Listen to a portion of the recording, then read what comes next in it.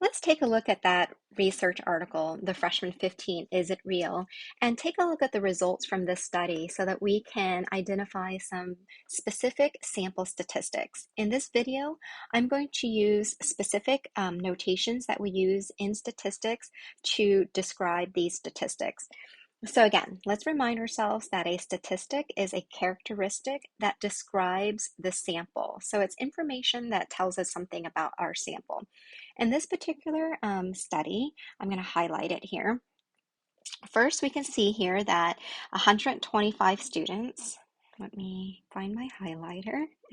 Okay, so 125 students were eligible for analysis. This tells us that the sample size, so N, which is the sample size, consisted of data from 125 students. So I'll write here that this is our sample size. So a sample size is an example of a statistics because it describes how large our sample is, okay? Another type of statistics that we see here is this number 18.4 years. We're told that the average age of these 125 participants was 18.4 years. So this is an example of a sample mean. It is a mean value, which describes the average age. So the notation that we use to describe a sample mean is the notation X bar. So here I'll write down that that's 18.4 years, which is considered a sample mean. Okay.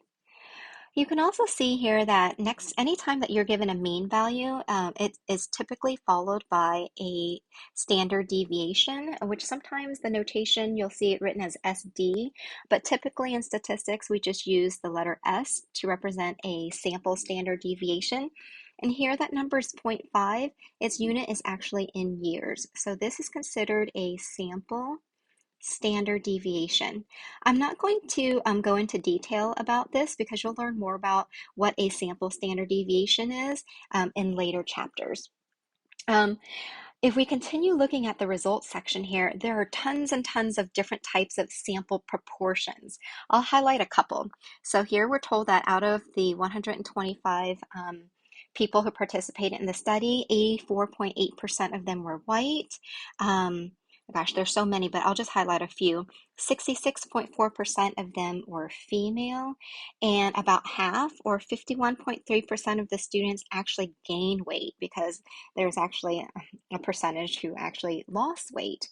So let me write those statistics down using the correct notation. So we typically use the notation p hat to represent a sample proportion. And we typically write these proportions as a decimal if you have the percentage. So here, 84.8% were white. I would write that as 0.848, and I'll indicate that this is the proportion of, so this is the proportion of the 125 students who participate in the study who are white. And again, this is an example of a sample proportion.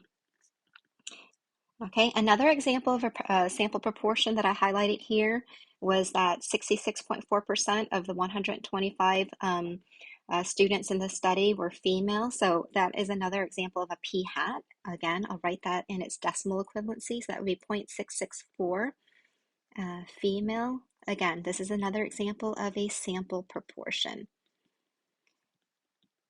Okay. And again, there's so many interesting statistics here.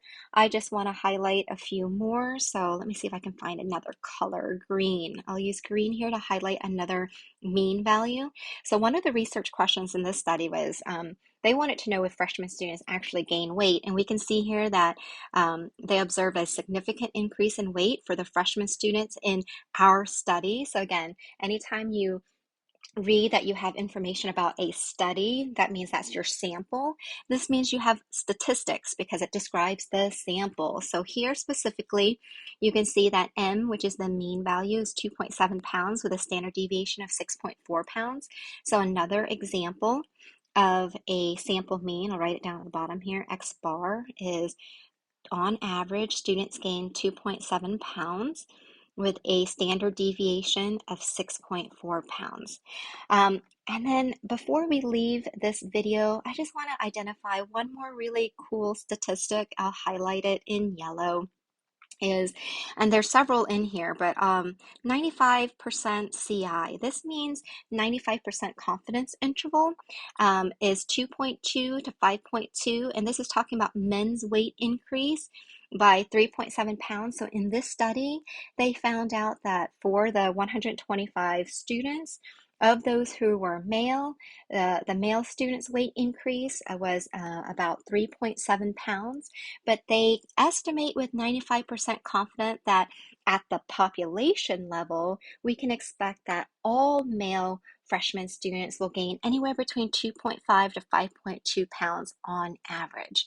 So again, you will learn more about that in later chapters, but I just want you to see how some of these sample statistics are used and how they are represented in a real study in the real world.